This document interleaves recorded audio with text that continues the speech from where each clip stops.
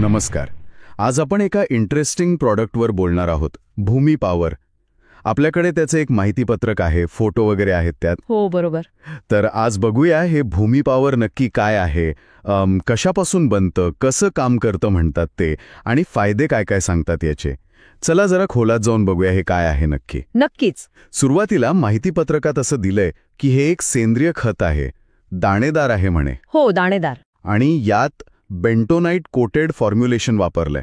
हे थोडं टेक्निकल वाटतंय. बेंटोनाइट कोटेड म्हणजे काय नक्की? सोपं आहे तसं. बेंटोनाइट म्हणजे एक प्रकारची मातीच असते, चिकण मातीसारखी. तर ह्या फॉर्म्युलेशनमध्ये काय करतात की जी पोषक तत्व आहेत ना, ती ह्या मातीच्या कणांना चिकटवतात, म्हणजे कोट करतात. अच्छा.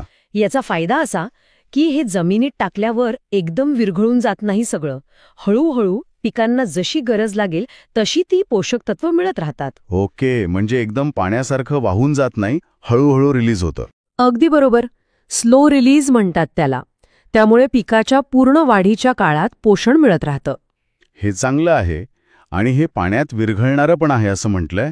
हो, म्हणजे ते दाणे जरी असले तरी हळूहळू विरघळून पोषक तत्व उपलब्ध होतात.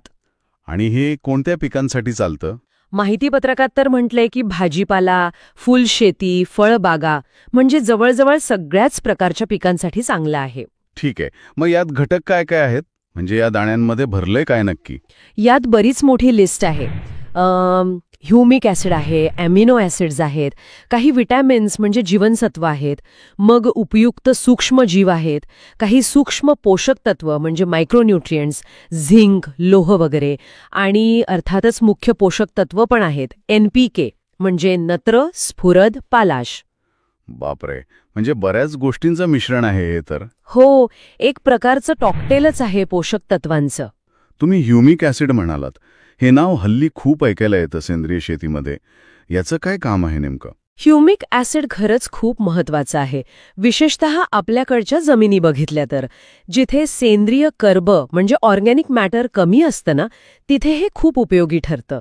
हे काय करतं तर जमिनीची जी फिजिकल स्ट्रक्चर आहे म्हणजे रचना, ती सुधारायला मदत करतं. रचना म्हणजे जमिनीला भुसभुशीत बनवतं. त्यामुळे मग काय होतं, हवा खेळती राहते मुळांपर्यंत, पाणी धरून ठेवण्याची क्षमता वाढते जमिनीची. अच्छा. आणि सगळ्यात महत्वाचं म्हणजे जमिनीत जी काही पोषक तत्व असतात ती पिकांना घेण्यासाठी सोप्या फॉर्ममध्ये आणायला हे मदत करतं. हे इंटरेस्टिंग आहे.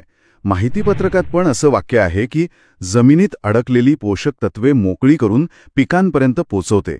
हे कसं होतं? म्हणजे कुलूप उघडल्यासारखं काहीतरी. अगदी तसंच समजा. म्हणजे कसं असतं, जमिनीत काही पोषक तत्व असतात पण ती अशा स्वरूपात असतात की झाडं ती घेऊ शकत नाहीत. जणू काही ती लॉक झालेली असतात. ह्युमिक ॲसिड आणि यातले इतर घटक काय करतात, ते या लॉक झालेल्या तत्वांना अनलॉक करायला मदत करतात. ती झाडांना उपलब्ध करून देतात. वा, म्हणजे हे फक्त स्वतः पोषण देत नाही तर जमिनीतलं असलेलं पण वापरायला मदत करतं. बरोबर. हा त्याचा एक मोठा फायदा आहे. अजून काय फायदे सांगितले आहेत? जमिनीच्या रचनेबद्दल तुम्ही म्हणालात ना? हो, रचना सुधारते, भुसभुशीतपणा वाढतो. त्यामुळे साहजिकच पाणी आणि पोषक तत्वांचं शोषण चांगलं होतं झाडांकडून.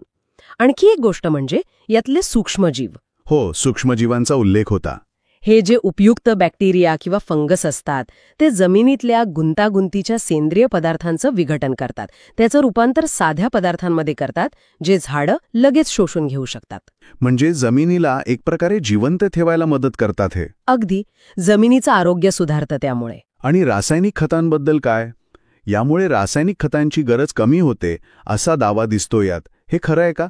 असा दावा केला जातोय माहितीपत्रकात. त्यांचं म्हणणं असं आहे की जर तुम्ही हे नियमित वापरलं तर जमिनीची नैसर्गिक सुपीकता वाढते आणि मग हळूहळू तुम्हाला रासायनिक खतांवरचं अवलंबित्व कमी करता येऊ शकतं. शिवाय अजून एक मुद्दा मांडलाय की जास्त रासायनिक खतं वापरून जमिनीचा pH वाढतो कधीकधी, म्हणजे जमीन अल्कलाईन होते. तर हा pH कमी करायला पण भूमी पॉवर मदत करतं असं त्यात लिहिलंय. हे ऐकायला तर खूपच आश्वासक वाटते, कारण रासायनिक खतांचे जे काही साईड इफेक्ट्स आहेत ते टाळता आले तर उत्तमच.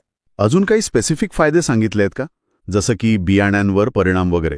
हो, त्यात असं म्हटलंय की बीज अंकुरण म्हणजे जर्मिनेशन चांगलं होतं, जमिनीत ओलावा टिकून राहायला मदत होते आणि कार्बन नायट्रोजन गुणोत्तर म्हणजे CN रेशो तो योग्य राखायला मदत होते.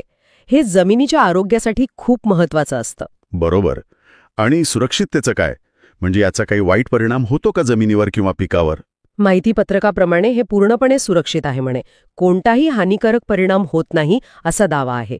कारण हे सेंद्रिय आहे, त्यामुळे पर्यावरणालाही धोका नाही.